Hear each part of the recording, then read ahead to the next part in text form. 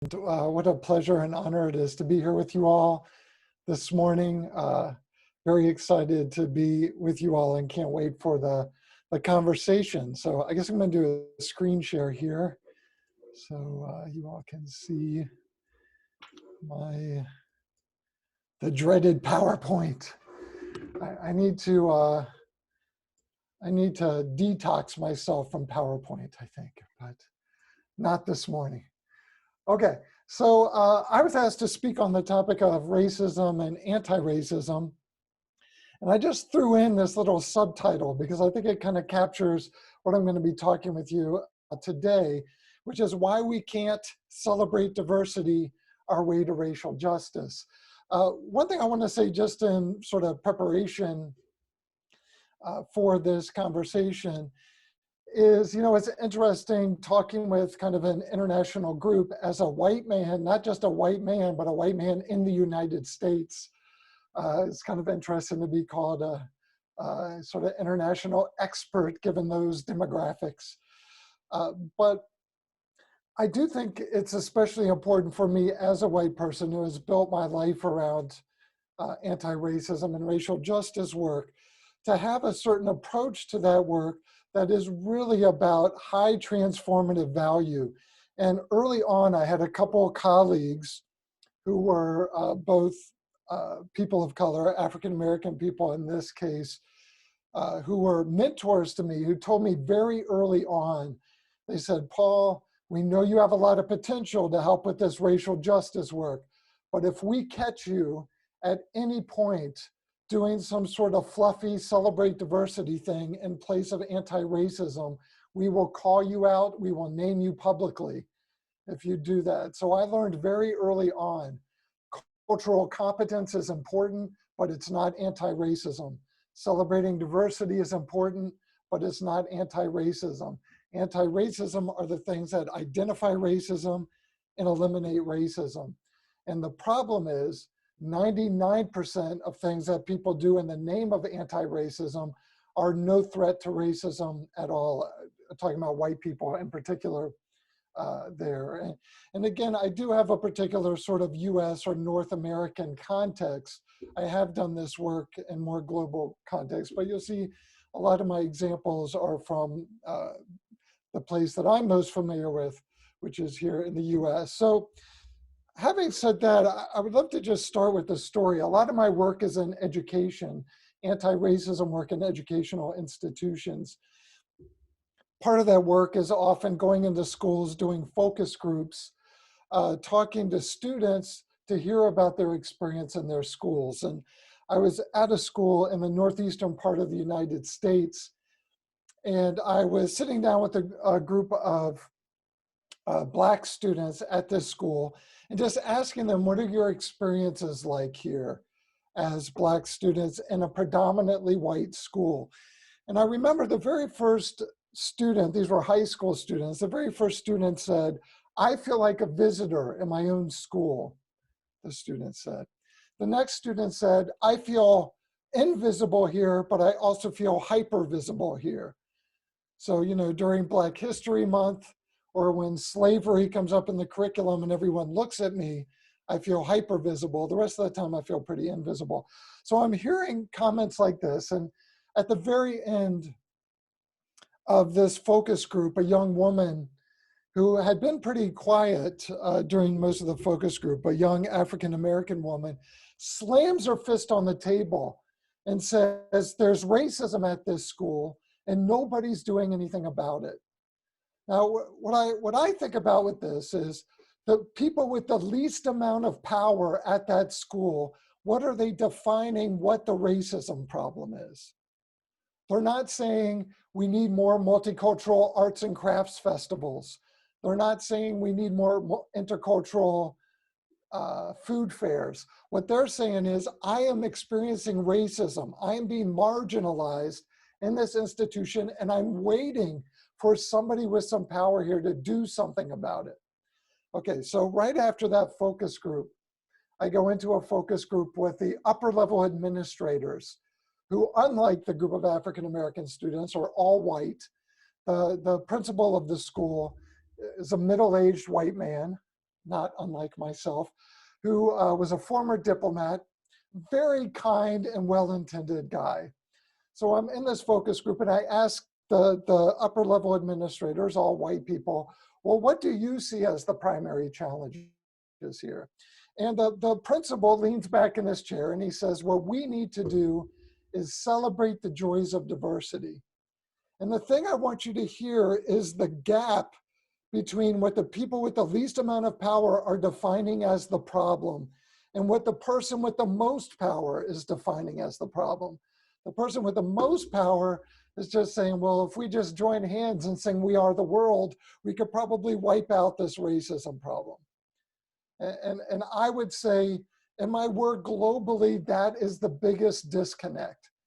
That people with racial privilege and advantage want to, let's gather and have some dialogue and celebrate diversity and exchange cultures.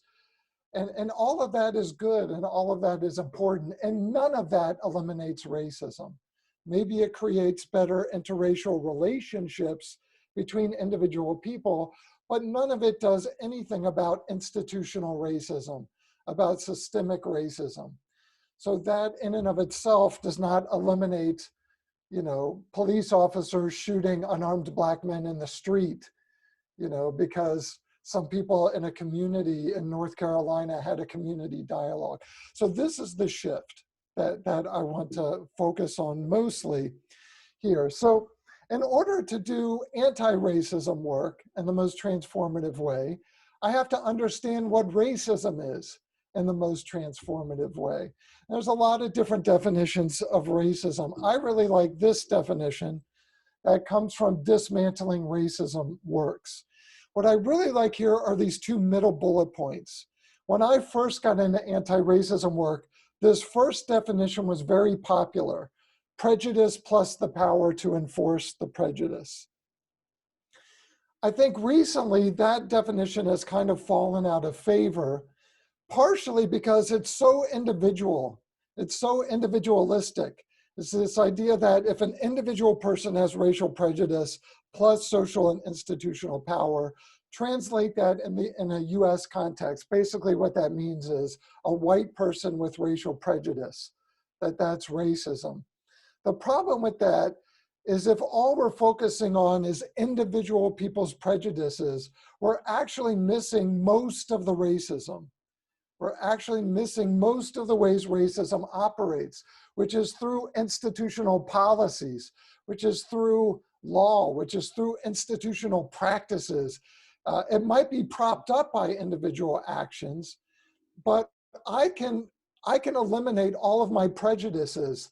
That doesn't mean I still don't get some benefit through my whiteness when I go and apply for a job somewhere. So I'm still participating in racism. I could do that even if I don't have any racial prejudices. Or I can eliminate all my racial prejudices. That doesn't mean that I understand how a Black person in the United States experiences racism and all of the different layers and complexities of that.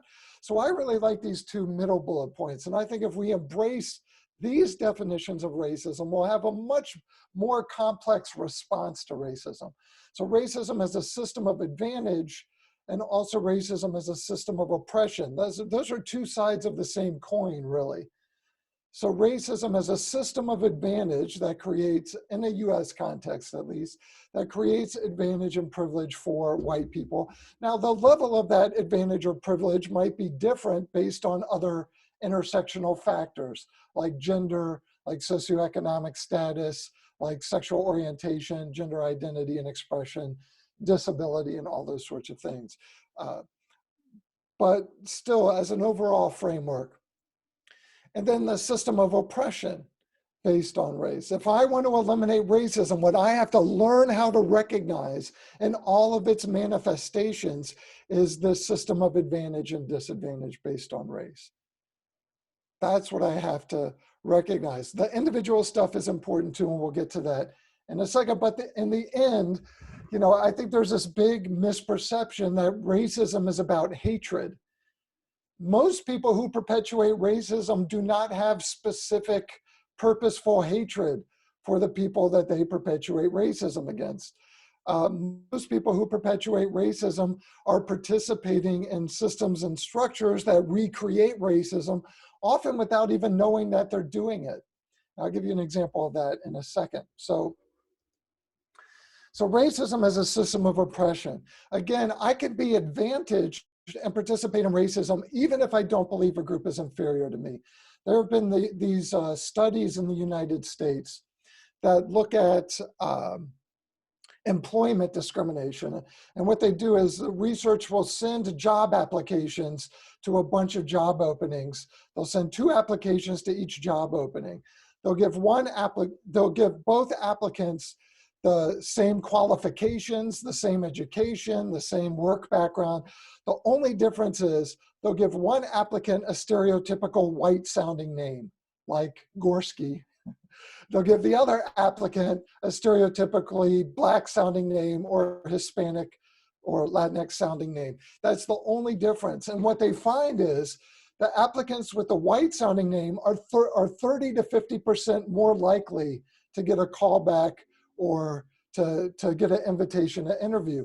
Now, if I'm applying for jobs as a white person, I'm not thinking that simply by participating and applying for these jobs that I'm helping to perpetuate racism, that I'm actually being advantaged, even if I don't hate any of the people of color who are applying for the same job. I don't hate any of them. I don't even know any of them. And yet I'm being advantaged over them. So just addressing my individual bias does not fix that, right? That's something that's institutional or structural. That pattern is institutional or structural. So we have to get away from an understanding of racism that is just focused on adjusting individual people's attitudes. We do need to adjust individual people's attitudes, but we need to see racism operating in a much broader way. I think one of the things that helps me with that is thinking through what I call the 6 layers of racism, 6 layers of racism. I'm going to talk through these 6 layers. I'm going to use one specific example of racism in the US. In the US, we know that Black students are significantly more likely than white students to be suspended or expelled from school.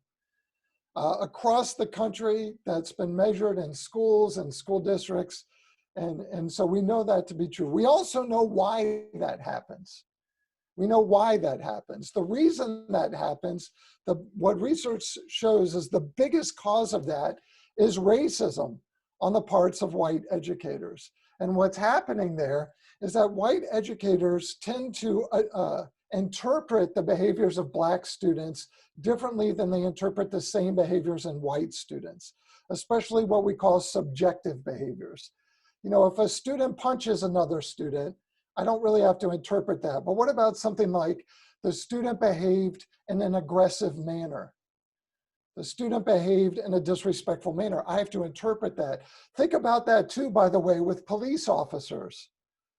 And so much of violence by police officers against Black people is that the police officers are interpreting their behaviors through a racist lens. So I'm just reaching for my wallet. If a white person was reaching for their wallet, there wouldn't be, 40 shots taken at them. But because they're interpreting the behavior of the Black suspect who has no criminal background is immediately more nefarious, boom, boom, boom, boom, boom, the person's dead, right? Okay, so we know that that's the reason why that happens. Racism on the part of white educators. Notably, virtually no school that is trying to solve that problem is trying to solve it by eliminating the racism of white educators. Most of what they're doing is trying to adjust the behaviors of Black students, which is actually a racist response to a problem of racism. We need emotion regulation, or that's usually the response. Okay, so, and I think this is because of a misunderstanding of the racism. So I'm going to take that example through these 6 layers. So let's start with the layer called socio-historical racism. Socio-historical racism refers to how people are socialized to make meaning of race and ascriptions of inferiority and superiority. And now that's so deeply embedded in people's psyches that most people don't even think that they've been socialized. You know, and what's complex about that is the socialization is rarely explicit. I mean, certainly in some parts of the US, it's explicit, but nobody ever told me that Black people are inferior to white people. No one ever said that to me, but they didn't have to say it to me. All I had to do was watch Cops on TV. All I needed to do is be in the car with my mom and drive through a certain neighborhood of DC, and suddenly she's reaching over me to lock the car door on my side. So I didn't have to learn it explicitly. So socio-historical racism is the socialization that happens into understandings of race. So for example, maybe I'm an educator in one of these schools, and I've been socialized to be fearful. And there's actually research that shows that white teachers literally have fear, even in elementary school, of Black students, that they're literally afraid, you know, and often that comes out implicitly. So I'm socialized to interpret their behaviors as particularly threatening in ways I wouldn't interpret the same behaviors in white students. So that's that kind of social training that people get. And again, you can parallel that with police officers, right? Okay. The second layer is called ideological racism. This is the result of that socio-historical training and how it informs people's worldviews or belief systems. And I do want to point out here that ideological racism can be a choice. A lot of people who have all the information they need to counteract their socio-historical training choose to hold on to their racist beliefs. You know, maybe it's like, well, this is going to cause conflict in my family if I decide to believe this other thing or whatever. So this is people's worldviews. So with ideological racism, maybe this plays out in that same example that I embrace and defend racist belief systems with which I was socialized, even when presented with evidence that it's untrue. For instance, you know, a lot of the perception among white educators is that Black students misbehave more than white students. That's why they're disciplined more than white students. But when people have actually gone in and studied this, what they found is that's absolutely not true, that Black students misbehave more than white students. It is just simply untrue. The problem is that white teachers, and white teachers will say, but I actually see Black students misbehaving more than white students. And the thing is that I believe that you're seeing that. The problem is you're seeing that through your ideological racism. You're conditioned to see that, you know. You're conditioned to see that. So you're not actually seeing it, but that is your perception. I believe that is your perception. Okay, so that takes us to what's called individual racism. When most people hear the word racism, especially white people, this is what they think. Individual racism. One mean person does something to somebody else because of their race, right? So the result of ideological racism informing individual actions. So take this through our example. So I take a specific act based on my ideological racism, such as a particular instance in which I refer a Black student, Latinx or Indigenous student, for discipline in a situation in which I would not do the same for white students. And again, this is literally happening all the time in schools in the US, literally happening all the time in schools in the US. And the problem is, most white teachers are not these explicit bigots. You know, again, through the ideological racism, what's mostly happening is that most white teachers do this to a little extent. But think about that little extent multiplied times 13 years in schools, multiplied times the number of white teachers that I've had, and the accumulative impact of all those little extents ends up being a big extent. Okay, so that's individual racism. Now this is the shift to institutional racism. The implications of ideological racism operating within an institution. That could be a church, that could be a school, that could be a hospital, that could be a police department, right? So how racism is enacted through policies and practices and unspoken aspects of institutional culture that target or harm people of color, BIPOCs, people of the global majority, while advantaging white people. Institutional racism only goes in one direction, because it's the accumulative impact of the ideological racism. It goes only in one direction. Right? There's no reverse racism. It is going in one direction because it's the accumulative impact. So racial bias and policies, practices, and ideologies at my school result in a pattern of Black students being suspended or expelled at higher rates than white students. So this is the pattern within a specific institution. Cultural racism is messaging about white superiority through sources that control the means of perception. So this is the media, what I learned by watching Cops, you know, a show like Cops, textbooks, social mores, and so on.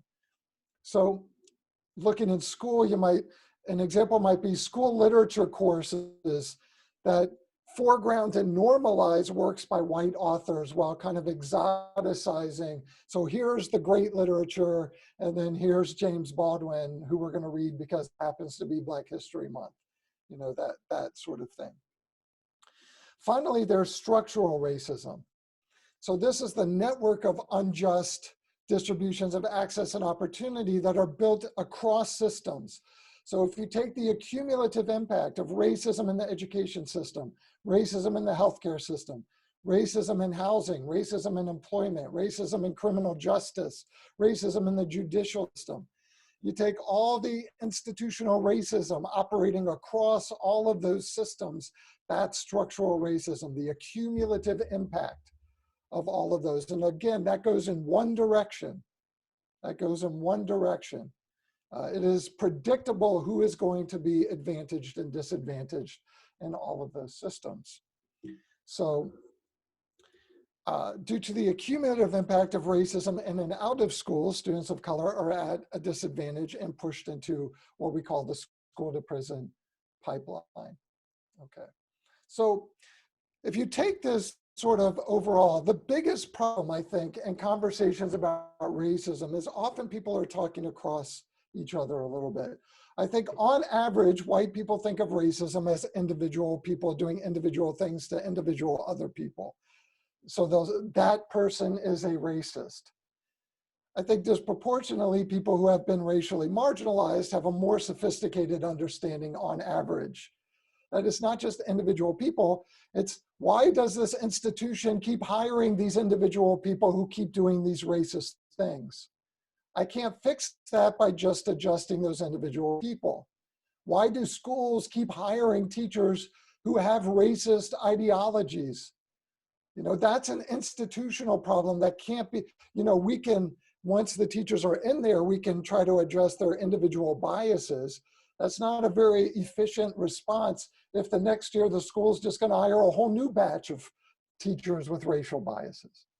Same thing with police forces. People will say, well, it's just a few bad apples. We just need to help police officers with their racial bias. No.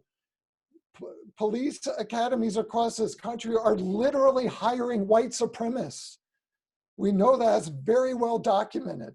They're hiring people who are part of white supremacy groups. That has to be addressed at the institutional level.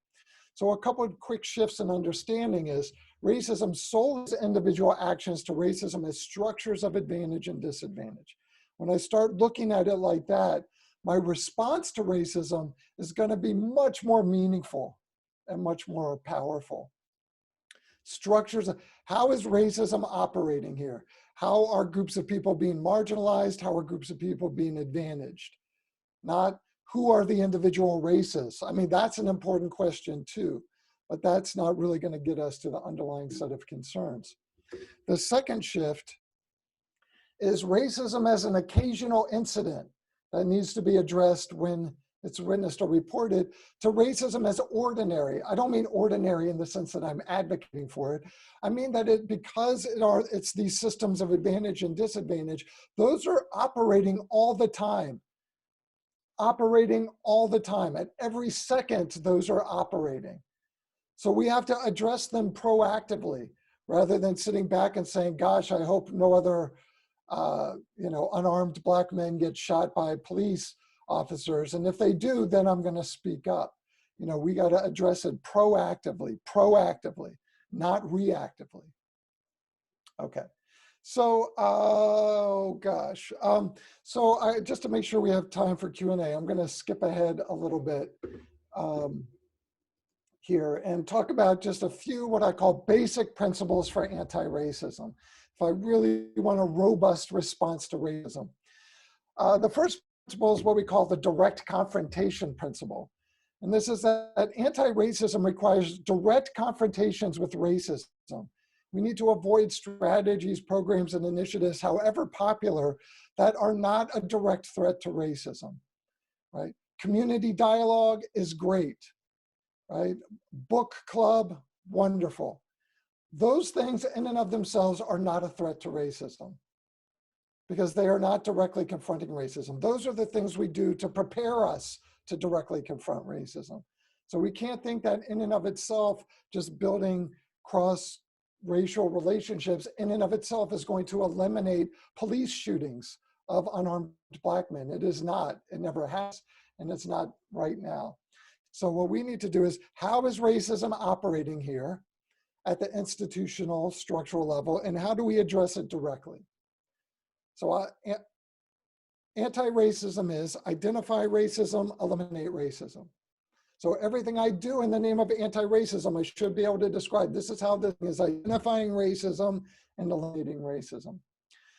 The second principle, which I admit people often have the hardest time with, is called the prioritization principle.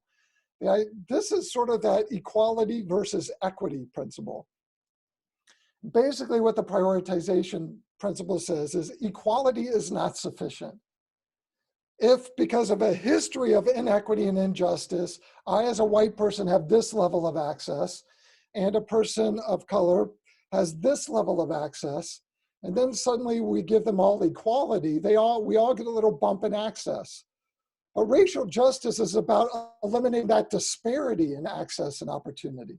Equality doesn't do that. The only way to address that disparity is to prioritize the interests of people who have been cheated out of equitable access and opportunity in the past.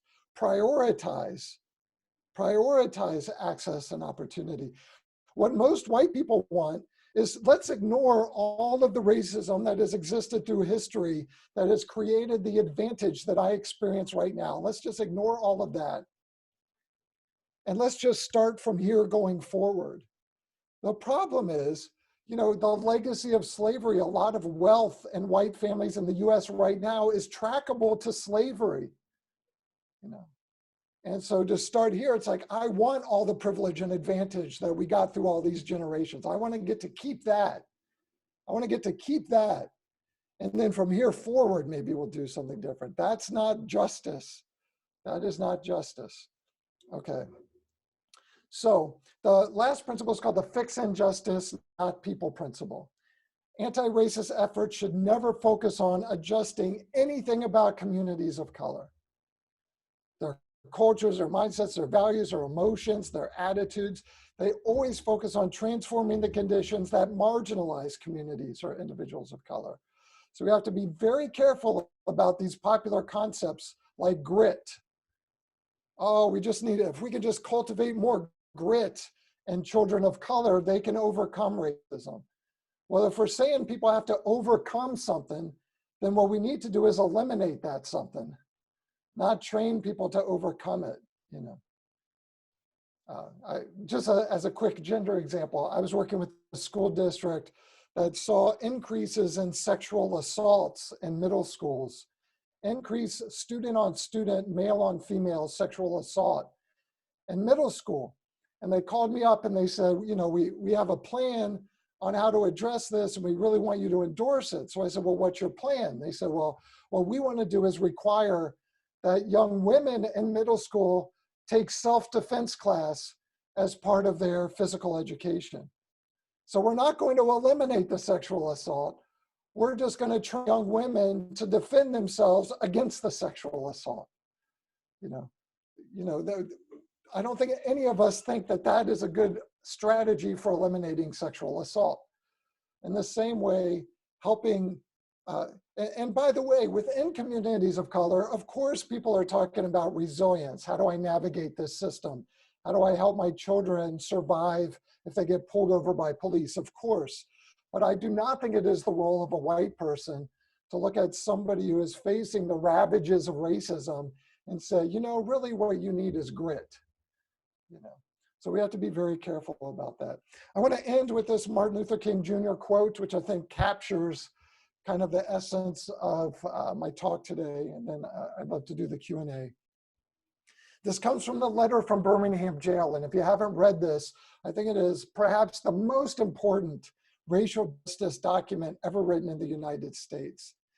And here Martin Luther King Jr. is frustrated with white clergy members who say they're committed to civil rights, but are doing everything they can to slow down progress on civil rights. So as I have almost reached the regrettable conclusion that the stumbling block is not the Ku Klux Klaner, but the white moderate, who is more devoted to order than to justice. And then this is the piece I think is most important, who prefers a negative peace, which is the absence of tension, to a positive peace, which is the presence of justice. In other words, I think there's this perception, especially among white people perhaps, that somehow we get to justice through peace. But we don't get to justice through peace. We get to peace through justice. And that's why it's important to have this more transformative approach to racial justice. I'm going to skip the second part of the quote, I'm a little behind, and I'll end my comments there.